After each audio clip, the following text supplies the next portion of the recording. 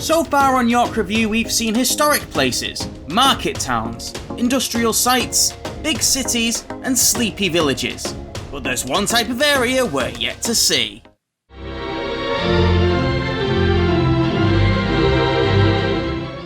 Hi, I'm Stuart Morris. I'm cycling to every large town near me in order of ascending distance and rating them, with the end goal of reaching Flamborough.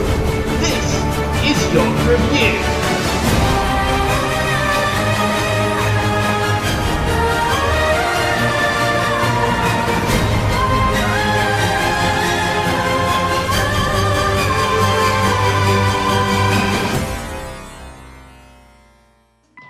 Do you want to know the real reason I might fail York Review? It's not because of any sort of fitness hurdle. I mean, the distance to Flamborough is only a little bit more than what I've been doing at the moment. And it's not because of any sort of threat or anything. It's time. Time is my enemy. You might remember in episode 17, the Leeds episode, that I said, at this rate it'll take another 2 years for me to finish this, and I have won.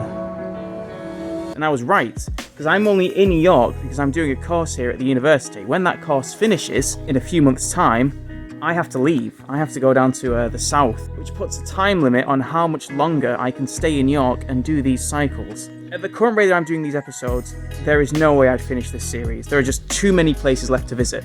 If I highlight my cycle days up to this point, the 30th of May, you can see that I average about 2 episodes per month, which means I wouldn't reach Flamborough until 2022, and that's long after I leave York. But there are some shortcuts I can take that are still well within the rules of my series. If you think back to what I say in the introduction, my only restriction is that I need to cycle to these towns in the order which I specified at the beginning. I'm cycling to every large town near me in order of ascending distance. I don't say that I have to start those cycles from here in York. So here's what I propose. A 4-episode expedition where I go from York to Hunmanby, to Hessle, to Scarborough, to Hornsey, and back to York. And I do it all on the bike. Well within the rules of the series, definitely allowed, and it's going to be one of the only ways that I can actually finish this on time. Now let's go through my little setup here. 2 pannier bags today instead of 1, because they have to carry my camping equipment as well, because I can't do this trip all in one day. I'm going to have to spread it over a few days. It's a bank holiday weekend. Seems like the perfect time. Pretty cloudy at the moment, but it will become sunny later. You'll see that I also have my sleeping bag stored in the rucksack I used in episode 2, wrapped around in the rope I used in episodes 19 and 20. I think this is going to be fun.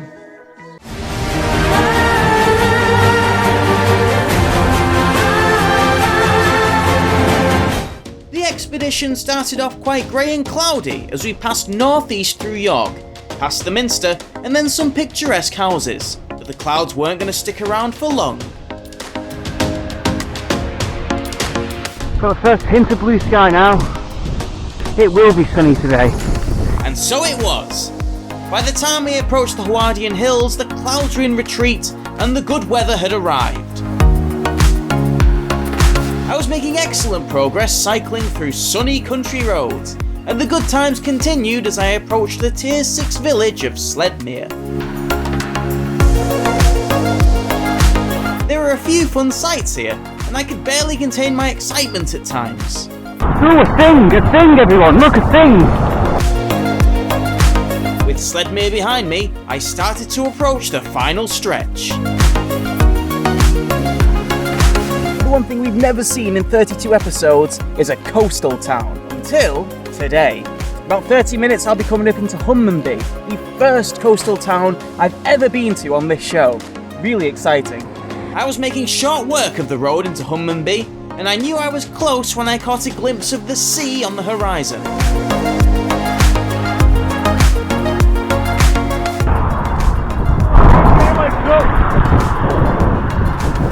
Before I knew it, I was pulling into the village centre.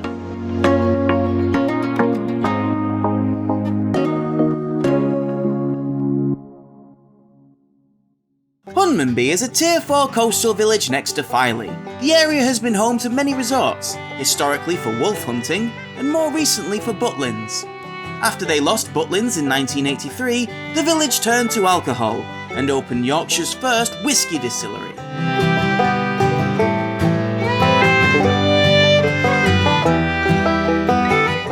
my luck. They're not that heavy. It's quite light stuff. With all my luggage secure, I wandered aimlessly around the village, seeking points of interest.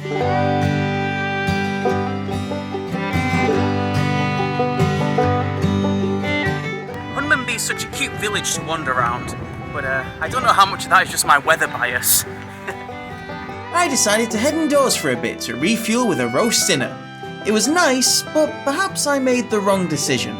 Oh my god, that's an insane number of pies. I should have come here for lunch.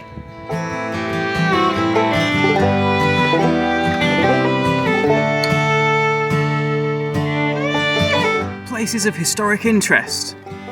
Number 4, the co-op.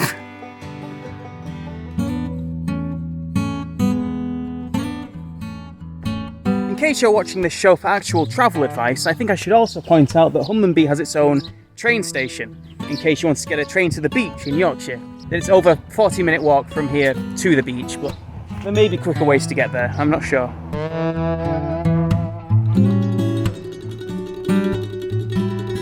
The Follies are a set of luxury cottages that are built on either side of this historic gatehouse. It's probably one of the coolest pieces of accommodation I've ever seen, but the thing I enjoy about it the most is you have this beautiful old structure, and sticking out the top of it, you have a TV antenna.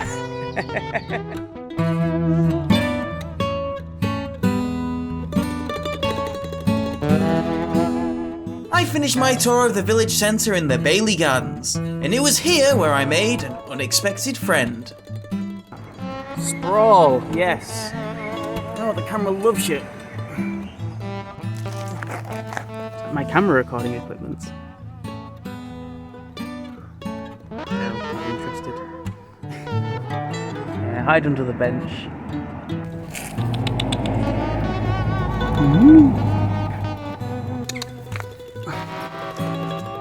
Hello. Oh, look at you. Of course, no one really comes to Hunmanby to see the village. The main draw for tourists is Hunmanby Gap, and that's where we're about to head right now.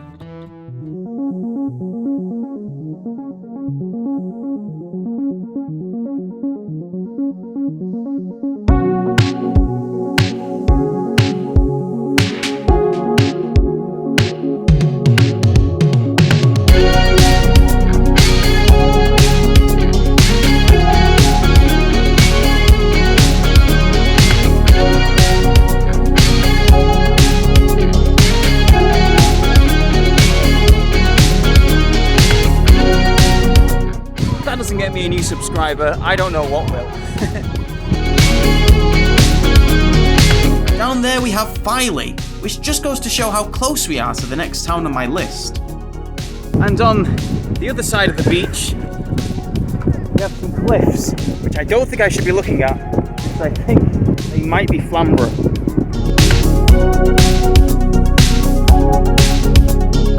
Well, this is a lovely place to be. I'm having a great time here. There's actually a point of interest I want to show you as well, just on that cliff up there. That is an anti-tank gun, or the remains of one at least. I think there might be a way up there as well. I might be able to get a better shot from this. There it is. Come check that out. There's not much to look at. There it is. You can sort of stick your head out there. That's your view. I don't want to get too close to that edge. Ugh. This is where the thing will be mounted on these things, I assume. I really like these remains. They add a bit more pizzazz to the beach. It's great.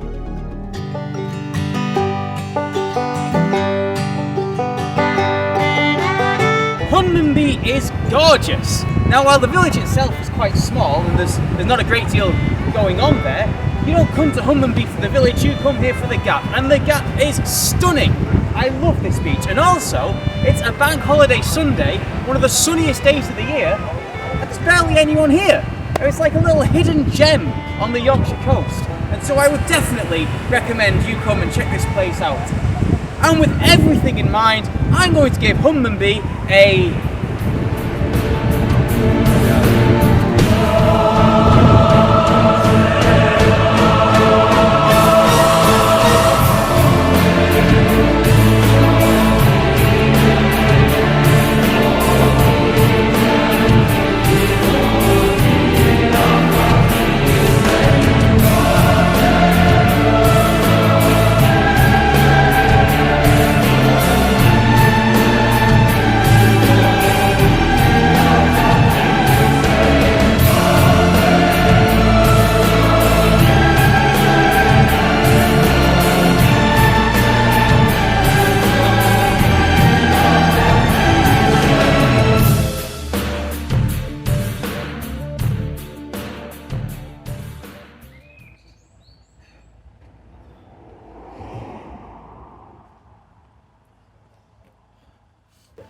Yorkshire.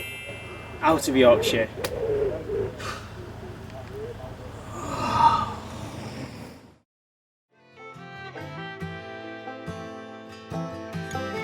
After finishing the review, I return to the beach to re-energise for the next episode. I'll see you then.